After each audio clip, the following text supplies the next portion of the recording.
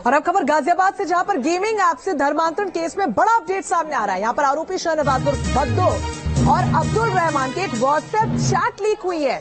अब ये तेजी से वायरल हो रही है। चैट में नाबालिग छात्रा को फंसाने के लिए धर्म की दुहाई दी जाती थी। ये चैट का स्क्रीनशॉट हम आपको दिखा रहे हैं। पहले तो गेमिंग ऐप का सहारा लिया गया, बच्चों का ब्रेन वॉश किया जाता रहा। उसके बाद ये देखिए इस चैट में किस तरीके से खुलासा हो रहा है कि धर्म की दुहाई देकर उन लोगों को और भी ज्यादा धर्म परिवर्तन के लिए उकसाया जाता रहा। उस पर रिपोर्ट देखिए हमारी।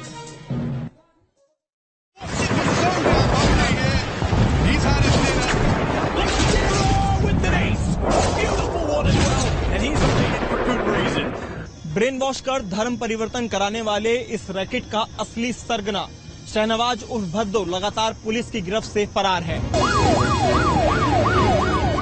आपकी टीवी स्क्रीन पर जिस शख्स की तस्वीर नजर आ रही है, यही है वो शहनवाज उर्फ भद्दो, जिसकी पुलिस को तलाश है। वारदात है ऑनलाइन गेमिंग के जरिए धर्मांतरण का।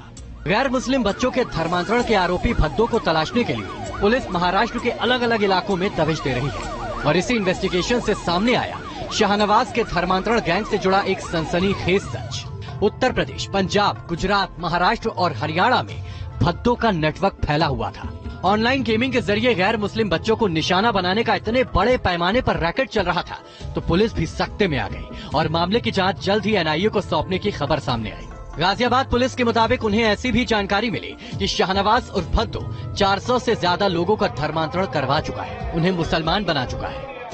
इसमें एक जो कन्वर्ट है वो पंजाब का है, एक हरियाणा का है, 2 गाजियाबाद के हैं और एक मुंबई का नाबालिग बच्चा है जिसका कन्वर्जन की बात सामने आ रही है। बाकी गुजरात से 1-2 लोगों का हमको कॉल आया है जिन्होंने ये बताया है कि मुंब्रा क्षेत्र में मास लेवल पे कन्वर्जन हो रखा है। हमारी 4 टीमें भद्दो की गिरफ्तारी के हेतु डेडिकेटेडली निकली हुई हैं। इसमें से 2 महाराष्ट्र में हैं और 2 अलग स्टेट्स में हैं। जल्दी भद्दो की गिरफ्तारी सुनिश्चित कर ली जाएगी। उत्तर प्रदेश से लेकर महाराष्ट्र तक धर्मांतरण की इसी काली फैक्ट्री पर होता हर खुलासा इस गैंग के नए लिंक सामने ला रहा था। जब न्यूज नेशन की टीम थाने पहुंची तो एक और चौंका देने वाली जानकारी सामने आई।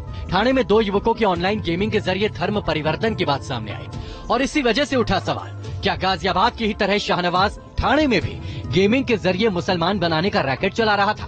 थाने में शहनवाज का घर भी मिला और इसी घर से पता चला उसका असली नाम, जो कि है शहनवाज मकसूद।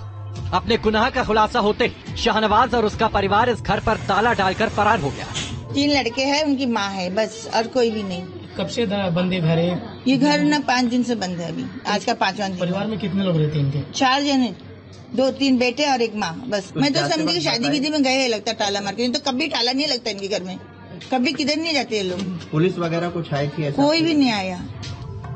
पूरा परिवार फरार और उठ गए सवाल, क्या ब्रेन वॉश के जरिए मुसलमान बनाने की इस साजिश में शहनवाज का परिवार भी शामिल था?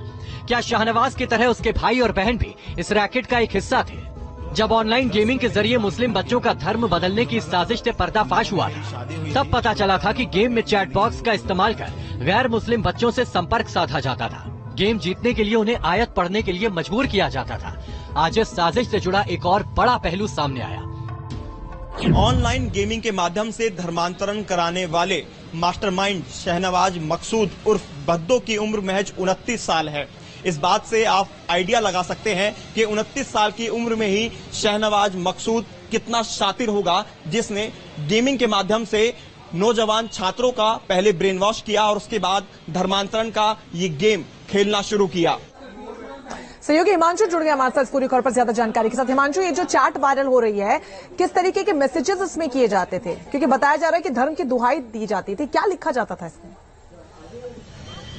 और बिल्कुल देखिए, अब्दुल रहमान के साथ जो किशोर है उसकी चैट इसके अंदर सामने आई है, जिसमें साफ तौर पर वो ये कहता नजर आ रहा है कि आप मस्जिद पर आइए और नमाज पढ़िए, और युवक इस दौरान ये कहता हुआ नजर आ रहा है कि भीड़ बहुत है, उसको डर लग रहा है, लेकिन वो इस्लाम की दुहाई देता है और कहता है कि डरने की जरूरत नहीं है, वो मौजूद है और आपको यहाँ पर नमाज पढ़ाई जाएगी। यानी कि जो रमजान का महीना चल रहा था उसमें भी 5 वक्त की नमाज पढ़ने के लिए उसको इंस्टिट किया जा रहा था कि आपको पढ़नी है, उसके बाद ही आप गेम में आगे बढ़ पाएंगे और उसके बाद ही आपको अल्लाह का जो नूर है वो मिल पाएगा। और इसी के विरोध में आज गाजियाबाद में प्रोटेस्ट भी हो रहा है। जो पशुपतिनाथ अखाड़े के महंत और महामंडलेश्वर हैं वो आप देखिए तस्वीरों में किस तरह से यहाँ पर कलेक्ट्रेट के बाहर प्रदर्शन पर बैठ गए हैं। इनका कहना है जो गाजियाबाद के संजय नगर सेक्टर 23 जामा मस्जिद है जिसमें किशोर को नमाज पढ़वाई जा रही थी, उनके इमाम के खिलाफ भी एक्शन होना चाहिए और इसी एक्शन के लिए यहाँ पर ये तमाम लोग एकजुट हो गए हैं। और लगातार जो पशुपतिनाथ अखाड़े के लोग हैं, हिंदू संगठन के लोग हैं, यहाँ पर बैठे हुए आपको दिखाई दे रहे हैं। इनसे सीधा बातचीत कर लेते हैं और इनकी क्या मांग है उसके बारे में भी पूछ लेते हैं। आपकी क्या मांग है आज और जिस तरह से प्रोटेस्ट आप कर रहे हैं और जो चैट्स लगातार वायरल हो रही हैं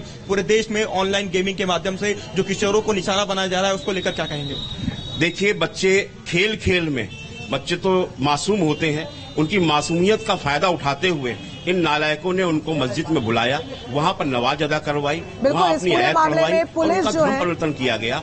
ये बिल्कुल बर्दाश्त से बाहर है और आज हम सब लोग इसी बात को मांग करने आए हैं कि जिस मस्जिद में ये कृत्य हुआ है आगे बढ़ा रही है।